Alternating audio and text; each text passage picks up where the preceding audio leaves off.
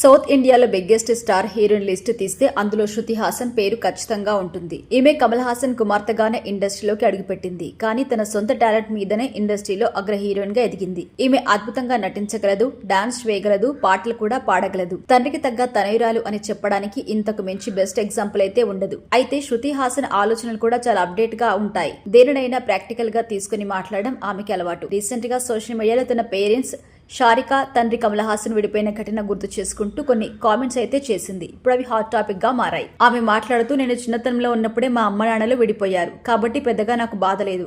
కలిసి సంతోషంగా లేనప్పుడు ఒకే ఇంట్లో ఉంటూ ఇబ్బంది పెడుతూ ఎడమొహం పెడమొహం వేసుకుని విడివిడిగా ఉంటూ కష్టాలు పడ్డం కంటే విడిపోవడమే బెస్ట్ కదా. వాళ్ళకి ఉన్న కారణాల చేత విడిపోయారు. వాళ్ళ నిర్ణయానికి నేను గౌరవం ఇస్తాను. కానీ మా అమ్మ సారిక నుండి మాత్రం నేను చాలా నేర్చుకున్నాను. విడాకులు తీసుకున్న ఒక మహిళ ధైర్యంగా ఆత్మవిశ్వాసంతో ఒకరి మీద ఒకరు ఆధారపడకుండా తన సొంత కాళ్ళ మీద నిలబడ్డం ఎలాగో మా అమ్మని చూసి నేర్చుకున్నాను. ఆమెలో ఉన్న ఈ లక్షణాలు నన్ను జీవితంలో స్వతంత్రంగా ఎలా బ్రతకాలో నేర్పించాయి. మా పేరెంట్స్తో నాకు ఎంతో మంచి సాన్నిహిత్యం ఉంది. వాళ్ళు విడిపోయినప్పటికీ కూడా ఏనాడు తమ ప్రేమకు మమ్మల్ని దూరం చేయలేదు అంటూ సోషల్ మీడియాలో ఈ విషయం షేర్ చేసింది.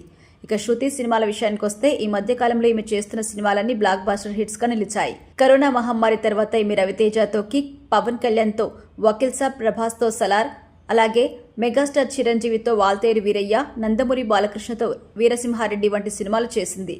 ఈ సినిమాల ఫలితం గురించి ప్రత్యేకించి చెప్పాలా చెప్పండి. అన్ని ఒకదాన్ని మించి మరొకటి హిట్.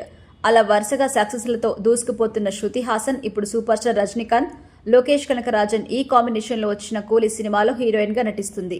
ఈ సినిమాకి కూడా హిట్ కల కనిపిస్తుంది.